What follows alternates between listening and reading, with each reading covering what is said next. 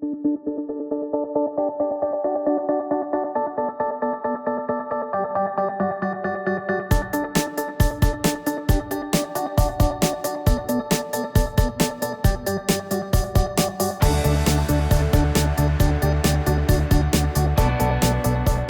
warm welcome to another session of Be Equipped. Today we're going to be speaking on the topic of eldership and eldership teams, and even diving into a bit of the nitty-gritty of when eldership teams are not gelling very well. And I have got Ryan Kingsley with me here. On this particular topic, I have huge amounts of respect for you. For those of you that don't know, I was actually on Ryan's eldership team myself for how many years was it, Ryan? Yes, at least 8 or 9. Yeah. It was great. Yeah. And Ryan has subsequently moved on to lead another church in Benoni. And so on this particular topic of leading teams and developing healthy eldership teams, I personally can't think of someone else I'd rather be interviewing. Hey, and so great. Really excited to do this with you. So maybe to just dive into the topic, Ryan. I think for many people, when they think of an eldership team, the idea of having a unified, harmonious, peaceful, Jesus-loving, full of vision, full of momentum picture is really hard to imagine, because you've got a bunch of people who are leaders, essentially. Yeah. Usually quite strong personalities, strong ideas about things. They're leadership type people. So I guess the first question is it really possible to have a team of elders that are united, that are harmonious in that sense? Very good. I think over the years, I've encountered a lot of guys that do lead, that they've got incredible harmonious relationships, and with deacons often, with other leaders. But you're right. On their own eldership team, it's almost like this thing of, is this going to be possible? Like, so often I'm leading, but I feel like I'm almost working against and fighting things through constantly. And so some guys, they just almost stay aloof from that team. It's almost like, okay, we have it there because we need to, but I'm almost going to lead outside of that, and only when I need to essentially bring something, then I'll pull in there. So, but definitely, man, this is what Jesus prayed for. When he prayed, when he was about to leave this planet, he said, Father, make them one as we are one, So he was praying for his own leadership team. And he was praying for his disciples there. I mean, he had seen their personalities. He had lived with them for 3 years.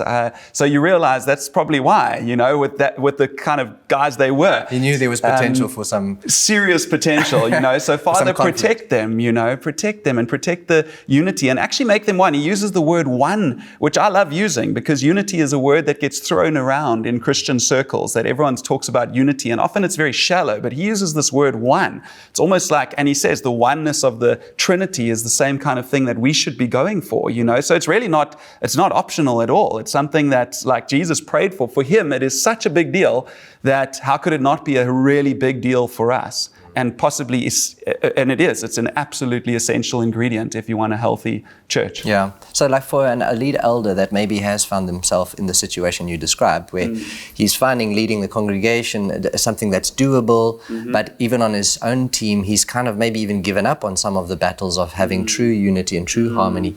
What would you say to someone like that? Why is this a battle that, to use a battle worth winning? Why is it a battle worth winning? No, wonderful. Well, partly just because it's horrible to live like that and just accept that as a norm. Who wants to be part of a team like that? That's just, one thing.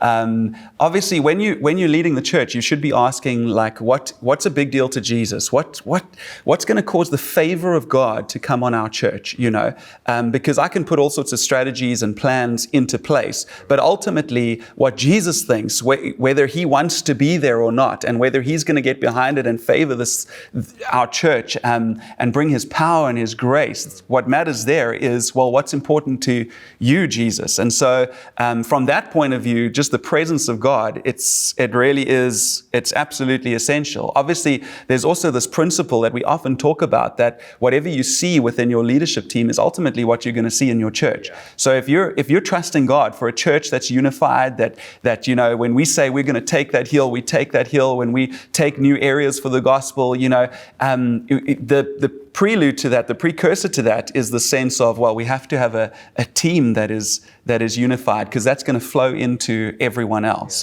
That's the example that will be followed ultimately. What does a healthy eldership team look like then? Like, paint a picture for us.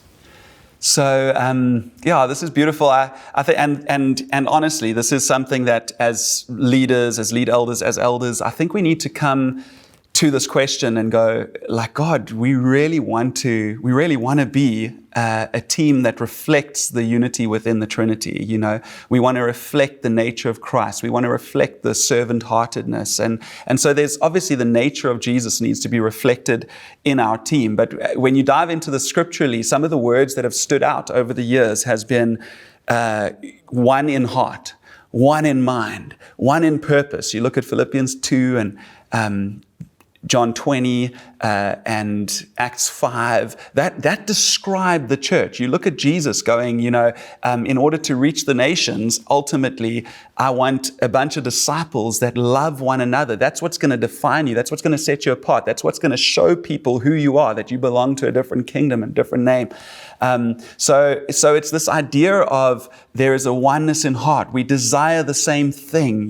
We desire what Jesus desires. And ultimately, that unity is built around the person of Jesus. I think to think that we can just create unity by becoming good buddies and friends, that's not real unity. Real unity comes around the person of Christ. It's about us as elders getting around the throne room of God, looking to Him, worshiping Him, and being in His presence. And it's out of that the true unity starts flowing. One in mind. You just think of a team that obviously there's different opinions. Like you said, as leaders, we come with strong theology sometimes, strong backgrounds in different theologies. But we need to come around the Word of God. We honor the Word of God as obviously the ultimate authority in all areas, but we're willing to actually put aside some of our own pet doctrines, some of the causes that we often might have fought for in the past. We hold those things lightly, and we come and we say what's more important is that as a team, we believe the same on the essentials, but we're willing to flow when it comes to some of the gray areas, and I hold those things lightly because what's more important is the unity here. When it comes to purpose, it's that sense of, well, I want to be one in purpose. I don't have my private agendas. At the end of the day, what the team decides and what the team goes for is more important than my recognition, my gift, the things that I feel strongly about, So it's really that sense of a bunch of guys that have come together and they've taken the posture of Christ before the Father that says, it's not about my will, it's about your will. It's not about my own interests. It's about the interests of others, like Philippians 2. It's taking that posture of humility, and that team is such a pleasure to lead. You just realize why Jesus probably spent so much time speaking into his team about being servants, about being those that are willing to wash one another's feet. So I think that's probably at the heart of a lot of what you see in an ideal, healthy team, You're touching now on the issue of how we posture our hearts in a team. And like you mentioned, it's interesting how often Jesus spoke on that, even in the context of leadership. His leadership training often took the form of how we posture our hearts towards others, but also towards each other. So I suppose now we're getting to the nitty-gritty of an eldership team. And for anyone that's been on an eldership team that's more than just one person, it's very simple if you're just one person. Yeah. But if you now believe in a plurality of leadership, which we do, so now you've got elders who are all elders, in that sense equal, but then you also have a leader of that eldership team who is also an elder. So it's leadership of the team, but also plurality in the team. And so then what is the role then of the lead elder on a team of elders?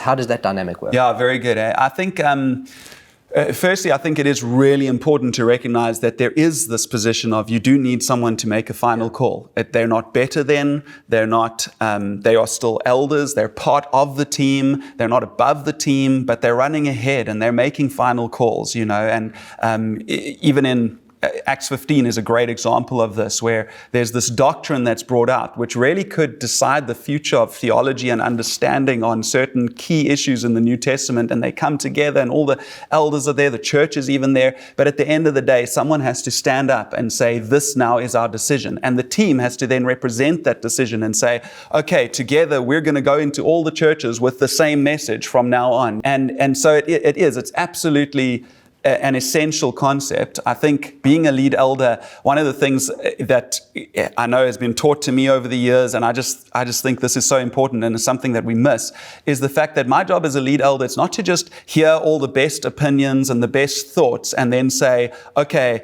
well, yeah, that's a good idea. Let's strategize a way forward, like it's all about wisdom and strategy. No, it's actually all about, at the end of the day, we do have a chief shepherd that's above the lead elder, that's leading the lead elder and the team. And at the end of the day, it's going, Jesus, I really want to hear your voice on any given situation. So I think, the lead elder's role is to be that final say. But in being that final say, it's to be going, I'm seeking the will of Jesus. I mean, it should go without saying. It's weird to even have to say that. But I think so often we just get carried away, especially in a Western culture, carried away with our ideas and, oh, well, that sounded like a good idea. Thanks. We'll go with Fred's idea. Like an idea sort of workworkshop. It's like a workshop.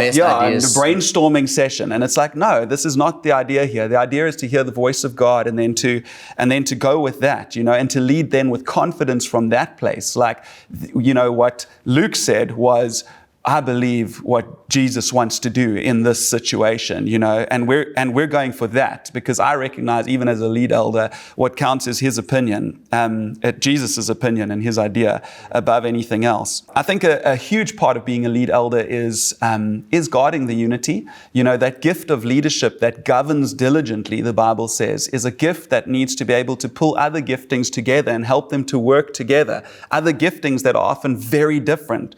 You might have some people that are very purpose-driven, and some people that are just very people-focused, and some people that are very doctrine-focused, and you're going to have all sorts. You have to have all sorts on a healthy eldership team. It's good to have all sorts, to find the mind and the heart of God. But a big part of that is going to be then for the lead elder to go, okay, when it comes to conflict between people, when it comes to people struggling in their hearts because of the directional call that we've made or that kind of thing, I'm going to step towards that. I'm not just going to let any fires just simmer unchecked, or any kind of bitterness just grow. And it happens in teams. It really does, and so you got to step towards those things and say, how are we going to resolve this? How are we going to bring unity? You're fighting for hearts. You're guarding the unity of the saints all the time. I just think of Paul speaking in Acts 20 to the Ephesian elders. And what does he say? He says, watch yourselves and the flock. It's firstly watch yourselves, because within this team, he could see as well, just like Jesus did, he could see that there's huge potential for wolves to even arise, for divisions to come, and ultimately it's believing. One thing, I mean, even just to throw in here, man, this is just a great picture for me, is the picture of parents in a family. It's this picture of, at the end of the day, what's one of the best things that I could ever give to my children in a family? And what I've realized is the best thing I can give them is the picture of parents that are unified, that submit to one another, that listen, that work through conflict. A healthy marriage is the best thing that I can actually give to my family. Everything flows from that. My kids are going to grow up secure with, a whole lot of maturity in areas that people just don't have maturity nowadays. When I go on date nights with my wife, what I often tell my kids is, yes, we're going on another date. And they're like, oh, are you going again on a date? Yes, we are, but it's for your sake we're going on a date, because the best thing I can give you is us being unified, being one in heart, one in mind, and one in purpose. Everything's going to flow from there and just brings life and health to the family, So I think a lead elder is really going, the whole time is going, we got to keep this team together, keep it unified, keep it pulling in the same direction, and hearing Jesus' voice. It's a great line for the date night, by the way. I might be using that for my own child. Oh, yeah. It's not for my sake, it's for your sake. It's wonderful. So I think, like, obviously, when it comes down to the rub now, if you're not a lead elder, and I'm just putting myself in the shoes of, it's not that hard for me to do because it wasn't that long ago as well. Yes. But if you are on an eldership team and you're doing the best to posture your heart towards the guy that's leading the team, i.e. yourself, or in my case right now, Andrew, and you feel really strongly about something, but the lead guy doesn't quite see it the same way. What's the best way of bringing that strong conviction that you have in a healthy way? Yeah. So let me first deal with it from a heart posture before we even talk about just how we do it. Once again, our heart posture has to be that posture of humility on a team. That real belief that I have one perspective to bring. I only see things from one angle, and that's what I can bring to the team. And whatever I bring, I'm holding with a sense of, I could be wrong on this, someone else could see it better. And so that's a deep belief we have to have. Because often, to be honest, often as leaders, I think there can be that sense of I want to push myself forward. I want to be heard. I want to be seen. I want to be significant. I want to have a part to play. And so we've got to deal radically with our hearts when it comes to that, because there's a lot at stake when you're now in leadership. Even that I'm representing Christ and you guys can't see it. I mean, to take it one step further, I mean, that sometimes can be the case, that you really feel like everyone else is not actually seeing the mind of Christ on this. And it just so happens that I'm the only one on the team. Yeah, totally. That sees so it, right? Recognizing your position on the team is so important. Like we said, there is a leader. There is someone that makes that final call. If that person is making the wrong call, if they are leading into sin, then yes, obviously we've got recourse towards the apostolic, to those that are within our field overseeing and looking after. And so a healthy, safe family, when it comes to eldership teams, we have to see the role of the apostolic in that as well. You can't, I don't know if you can have a healthy eldership team, to be honest, without having relationship with the apostolic. I believe that's absolutely biblical. Every letter is written to correct, local teams. But just from a practical point of view here, in terms of not just my heart posture, but how do I actually do this? I mean, one of the lines that we would often talk about as a team was this line of, don't insist on your opinion, but submit your perspective. And it's so different. It's this thing of, I've got something, the world has told me, I've got something to give. I've got an opinion. I've got a right to speak. I want to be heard just like those 5 guys were heard, And if we're bringing something from that perspective, going, I'm going to try and convince, I'm going to try and, then win the argument. Well, I'm going to win the argument, man. You're actually defeated already. You're going to miss the mind of Christ, definitely, because you're coming with the opposite nature to Christ. But what I rather do is I submit my perspective. So submission is not, I'm coming, it's, I'm coming. Here it is. And now I leave it. And it's actually not my final call to make. I've done what I need to do under God, So the other thing on this is obviously, when it comes to this principle of leadership, it's never actually about being the ultimate person in authority. We're always actually in authority, but also under authority. And in fact, what gives me authority is to be under authority. What makes it safe is that there is this flow, this delegated authority starting with Jesus, flowing all the way into the church, And so one of the most helpful things someone told me once, and I've tried to live my life on this principle, being part of teams, but also leading teams, is they just simply said to me, when I had the wrong posture, to be honest, I had the wrong posture. I was trying to fight for my opinion. And they said, remember that whatever you sow, you are going to reap. However you follow is how you are one day going to be followed.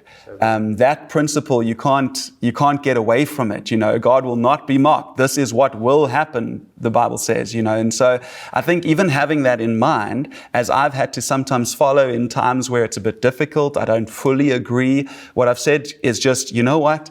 I want to sow something into the ground here that one day I'm going to reap. When I lead one day, man, I would love to have a team that is just, following well, frothing, excited, going where we go, one in heart, one in mind, one in purpose, So how can I sow that? How can I be that now so that one day I'll see that happening, and we'll be part of that team one day.